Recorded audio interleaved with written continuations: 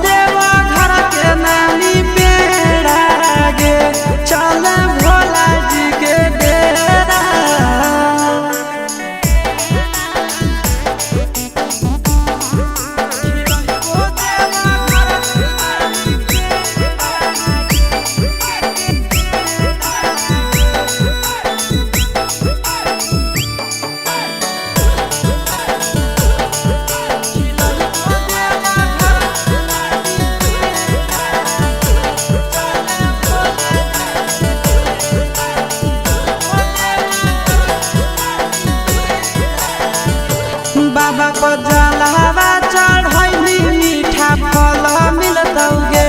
पैदल देव घर जैली दूल्हा पढ़ल मिलतौगे बाबा को जलवा चढ़ैली मीठा फल मिलतौगे पैदल देव घर जैली दूल्हा पढ़ल मिलतौगे चिंटू